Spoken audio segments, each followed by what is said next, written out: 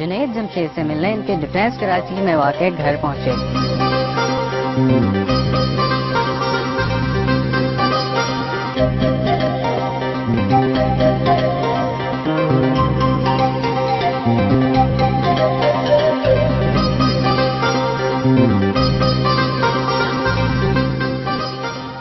کہاں ناچنے اور گانے کی گلیمر بھری دنیا اور کہاں اونچا پاجامہ سر پہ ٹوپی، اتنے بڑے تضاد کی وجہ کیا بنی؟ یہ ایک چینج آف لائف سٹائل ہے جس میں مجھے بڑا مزہ آتا ہے، بہت سکون ہے، اس سے کہیں زیادہ سکون اس میں ہے۔ باقی گلوکار تو صبح کا آغاز ریاض سے کرتے ہیں، آپ کی صبح کس طرح سے ہوتی ہے؟ میں تو نہیں چاہتا تھا کہ لوگوں تک یہ باتیں پہنچیں، لیکن میری صبح کا آغاز بہت جلدی ہوتا ہے۔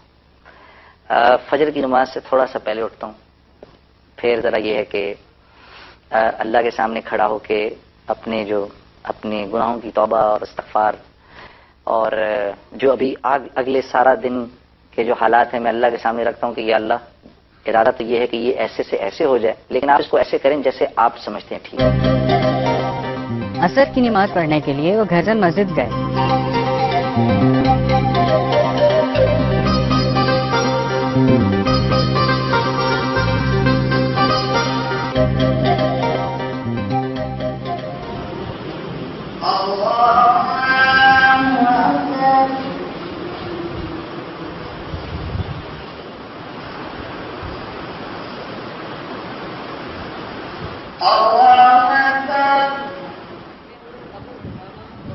نماز کے بعد انہوں نے مسجد میں موجود لوگوں سے دینی گفتگو کی۔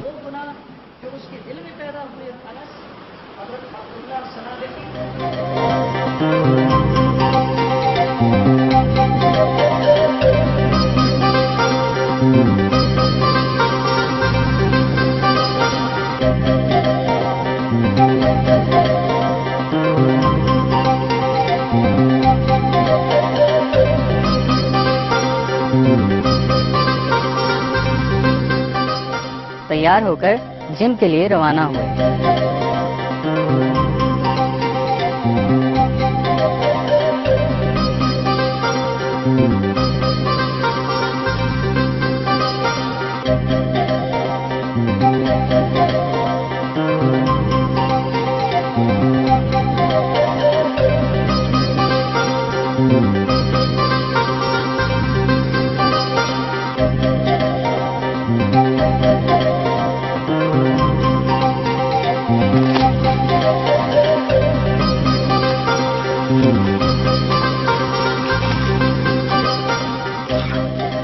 سوئمنگ سے بہتر کوئی ایکسرسائز نہیں، اگر کرنے کا موقع ملے ضرور کرو۔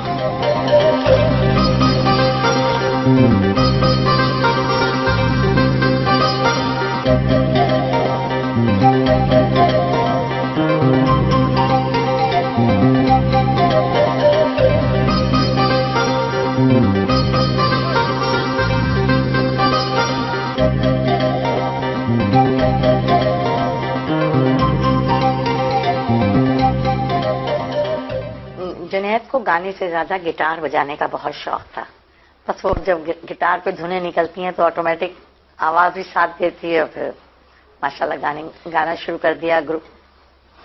یہ جب ہم یہاں سے گئے، میں اور یہ عمرہ کے لیے گئے ہوئے تھے، جہاز میں خود لے کے گیا تو یہ ساتھ گئے، تو انہوں نے جنید سے فرمائش کی، تو جنید نے کہا ماما میرے لیے آپ گٹار لائیے گا۔ تو جب ہم واپس آئے وہاں سے تو یہ بڑے یعنی لوگ اور چیزیں خریدتے ہیں، گٹار کی تلاش میں گھومتی پھرتی تھی۔ تو نماز روزہ تو ہم شروع سے ہی کرتے، مگر مسجد کا ایک رخ جو تھا، اللہ کا گھر، وہاں کا رخ انہوں نے پہلے اختیار کیا۔ الحمدللہ خدا ان کے دم کو سلامت رکھے۔ جب یہ اس حلقے میں تھے، جب بھی میں ان کے ساتھ ساتھ ہوا کرتی تھی، ہر جگہ دبئی تک ان کے شو دیکھنے میں ان کے ساتھ جاتی تھی، اور اب ماشاءاللہ جس جگہ یہ اب ہیں، اب آپ میرے حجے سے اندازہ لگا سکتے ہیں کہ ابھی میں ان کے پیچھے پیچھے چل رہی ہوں۔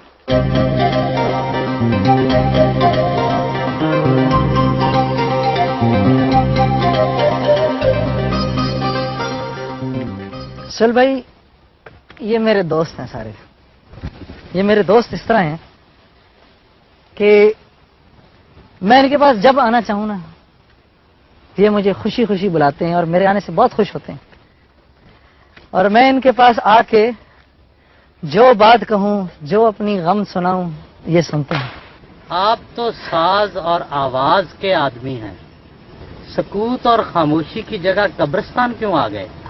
شاید اسی ساز اور آواز کے شور نے مجھے مجبور کر دیا کہ میں قبرستان کی خاموشی میں آ جاؤں۔ کیا قبرستان میں روحیں موجود ہوتی ہیں؟ واللہ عالم، لیکن یہ ضرور سنا ہے، حدیث میں بھی سنا ہے آپ صلی اللہ علیہ وسلم کے ارشاد کے مطابق کہ جب آدمی یہاں پر آ کر ایصال ثواب کے لیے درود پڑھتا ہے، کچھ پڑھتا ہے، یاسین پڑھتا ہے، تو مردوں کو اس کا فائدہ پہنچتا ہے۔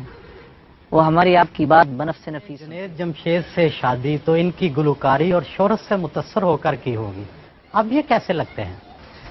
میں نے تو متاثر ہو کے نہیں کی تھی شادی جنید جمشید سے، اور اس وقت بھی بہت اچھا لگتا تھا، لیکن اب زیادہ اچھا لگتا ہے۔ جنید آپ کو برقع پہننے یا پردہ کرنے پر مجبور تو کرتے ہوں گے؟ مجبور تو نہیں کرتے، لیکن کبھی کبھار کہتے ضرور ہیں۔ آپ کے بچے انگریزی اسکولوں میں پڑھتے ہیں، آپ کے خاوند انہیں دینی مدرسے میں داخل کروانے پر زور تو دیتے ہوں گے؟ دینی مدرسے میں بھی ڈالا تھا ان کو، ادھر بھی جاتے تھے، شام کو ان کی کلاسز ہوتی ہیں عصر سے مغرب تک، تو اس میں کوئی وہ نہیں ہوتا، اور اسکول جو ہے وہ الگ ہے اور دینی تعلیم جو ہے وہ الگ ہے۔ بیوی بچوں کے ساتھ وقت گزارا۔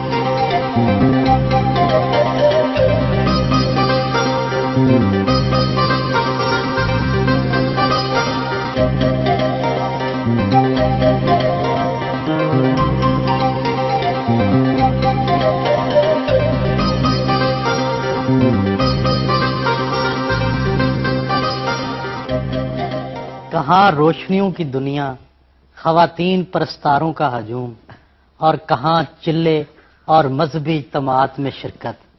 اتنی بڑی تبدیلی تو نفسیاتی مسائل بھی پیدا کر دیتی ہے۔ نفسیاتی مسائل پیدا ہو جاتے ہیں، اور یہی وجہ ہے کہ جب شروع میں اس طرف آیا تو دل نہیں مانا، اندر سے اس چیز نے کہا کہ یہ تم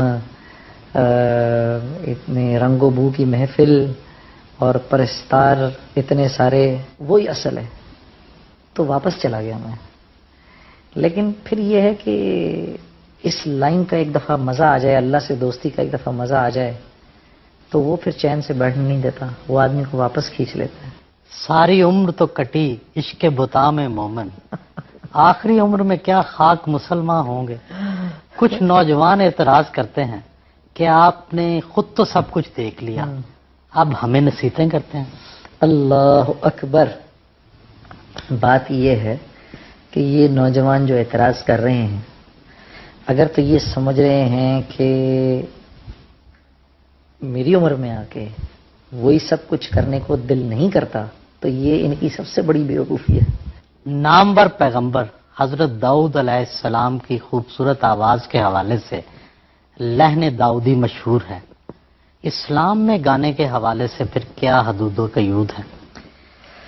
لہن داؤدی کی شہرت ان کے زبور پڑھنے سے تھی۔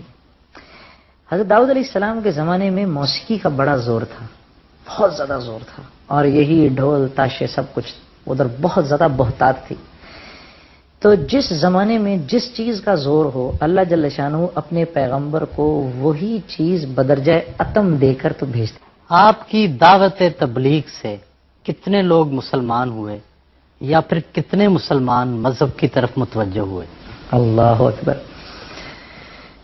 غیر مسلم اسلام کی طرف اسلام کی دعوت سے نہیں آتے، مسلمانوں کے طور طریقوں، معاملات، اخلاقیات اور معاشرت کو دیکھ کر آتے ہیں۔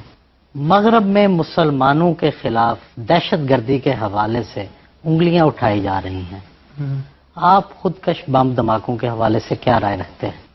میں یہ بات کسی نہ کسی درجے میں ضرور کہوں گا کہ عام طور پہ مسلمانوں کے جو جذبات ہیں وہ میں عام مسلمانوں سے زیادہ بہتر سمجھتا ہوں۔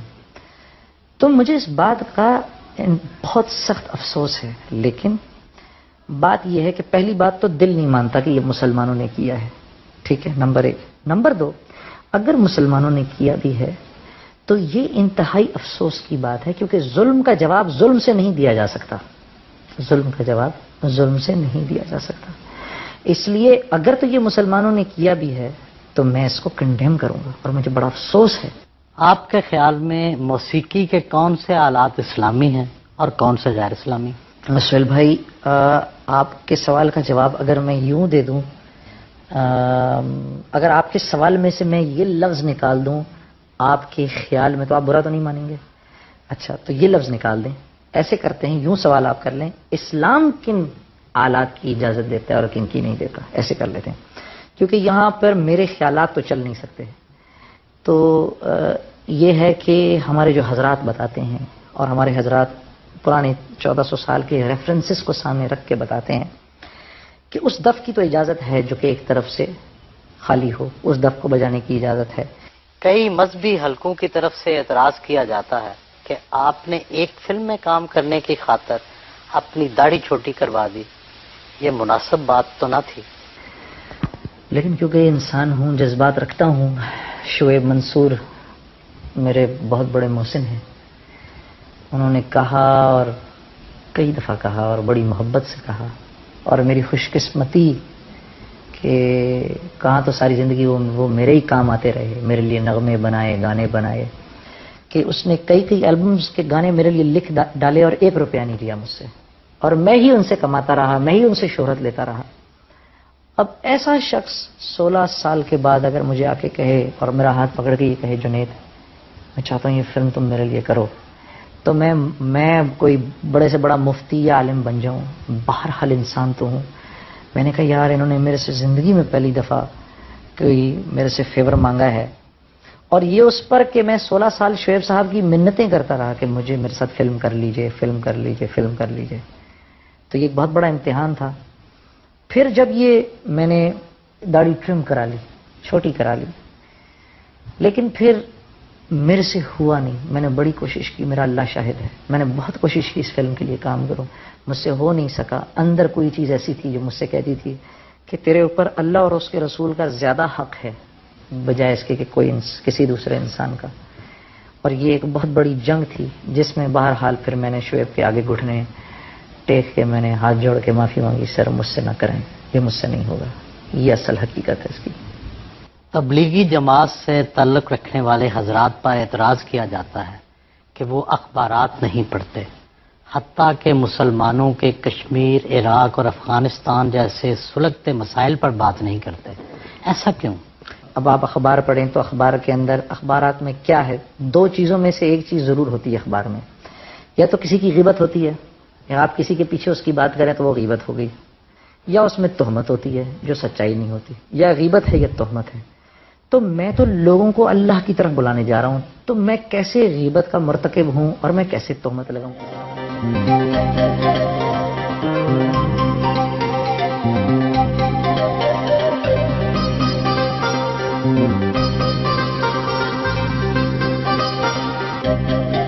وہ اپنی بوتیک گئے جہاں ان کی ملاقات ان کے کزن سے ہوئی۔